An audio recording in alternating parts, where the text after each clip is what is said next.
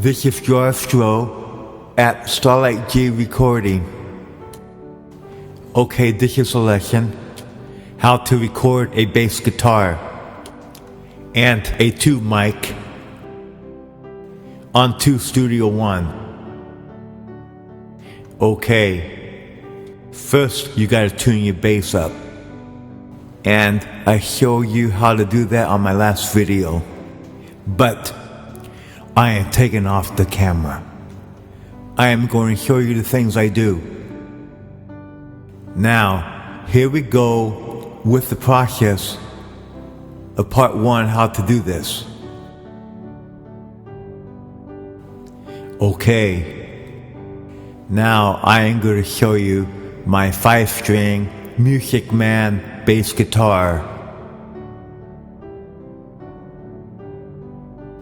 There's my bass. Now here's a close-up of it. Right here. Okay. I don't use any EQ on the bass guitar, and I keep it flat. And I keep the volume all the way up. And this is what I do next. What I do is I run it through. Sorry about the jerkiness on my camera work, but I do it all by myself. Okay, you see a black power supply and a blue mic cord, and it's going into my mic preamp, and my mic preamp is hooked up to my Allen Heath board. And that's how I got it hooked up. And this here is my tube DI called the Firefly. And I run my bass guitar and electric guitars through this tube DI. Then over here, you see my two mic preamps that are tube driven. And channel 1 is used for my tube microphone, and the one you see on the bottom underneath it is for my bass guitars or electric guitars, and the bottom preamp is for my radio on Firefly DI, and channel 2 on the second preamp I have the radio on J48 direct box hooked to on channel 2. And now we're going to the Allen Heath board. Channel 25 is going to my first mic pre. That's for my tube microphone. And I keep it set on unity gain. Or if I need it higher, I can turn it up. Channel 27, that one there is for my radio on DI that's hooked to my second preamp. And I don't use no EQ or any gain. I do everything by the preamps, and I let them do all the work. And I keep the master fader at unity gain at all times. I do not touch it. And that is hooked up into my patch bay that's going into my PreSonus interface. And I keep the levels on the interface at 9 o'clock, very low setting, so it doesn't clip. Now, we are going to my main computer screen that I got Studio One displayed on it. And narration. You can see that channel 1 on the screen that says tube mic, the signal is coming from my Allen Heath board into channel 1. Of course, it's not the best quality, but it's all I have. And the bass guitar is coming from the Allen Heath board and go into channel 2 that you see on the screen there. And then you see a third track. That's for my background music. And it's being piped in from my Allen and Heath board. And that's where my keyboards are plugged in into also. And also on the screen there, you see M is mute, S for solo, and the record, and then the speaker. Those are the icons on the tracks of Studio One. And this software records very well, and it is easy to use. This software has reverbs, delays, plugins, and they almost sound like the real thing. Digital recording came a long way in the last 20 years or so.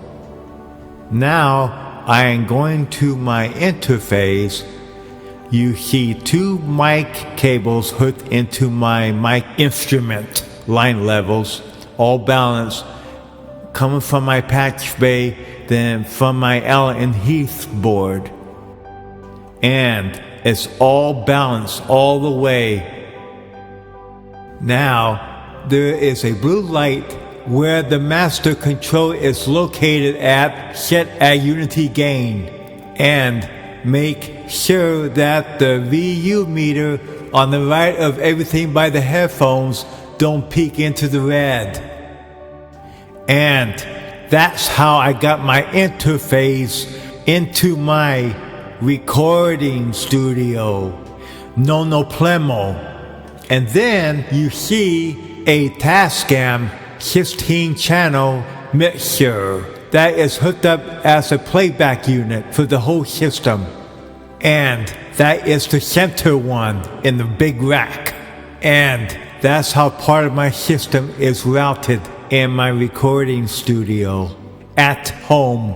One thing about recording on the computer is you need a fast computer, and the processor must be a 4 or 8 core. Your processor must be fast, and also your memory. And you need a fast video card. And I run everything on Windows 10. I don't put no effects or EQs or compressors while laying down your tracks. On digital recording or analog recording. Here is more stuff how I got into recording in general. Now I am going back to be sitting on my chair and tell you more about my story about how I record on reel-to-reel and cassette, and the process how I did it in those days. Here we go. Now to do any kind of recording, like I said, you don't want to put any effects while you're recording, including no EQ, reverb. I don't use any gain. I try to use most of the fader. It is very important. And the same way with the bass guitar. Had the volume all the way up. No boosted bass or treble on the bass guitar. And I used the preamps, outboard preamps, to do all the work. And I've been messing around recording even before the 1980s. I used to do it with a reel-to-reel and a cassette deck when my brother was stationed in San Diego. And then I got my first 4-track about in the late 80s. It was a 4-track. So I started practicing on recording, learn as I go. And I had a friend who had a recording studio. And the old Tracy Music Store, we would use to record after hours quite a while. And his name was Louis Detiri. Plays guitar. We both still do a lot of recording. He'll bring me ideas and I will bring him ideas. We record. So I've been doing recording about, I say about 45 years or more. And so in time I got an analog and digital system. So I do both. So I do recording. You gotta make sure that you don't clip the signal. So when I did part 2 of this video, I clipped the signal just a little bit. The bass was overdriven just a little bit. I was playing without not hearing it. I had it plugged in. I can hear it enough I can play. But you almost need a monitor when you record, so that way you can hear yourself. But anyway, that's what I do when I record. And one thing I want to mention about my system. 2 years ago, I got an Allen and Heath board. So, got it hooked up. All my keyboards are hooked up to it. Preamps, DIs, and everything. So, all things are all wired up. I just hit a button if I want to record a keyboard. And so on. Set the channel up, ready to go. So anyway, that's basically how I do it. I also do analog recording, and I got my 8-track analog tape machine hooked up to the board to record. So I do have a 16-track machine, but as of right now, it does not work and not operating right now. But anyway, that's another story. So, and this is goodbye. The next video you see on YouTube, and from Starlight G Recording, this is Gerard saying goodbye, and see you next time.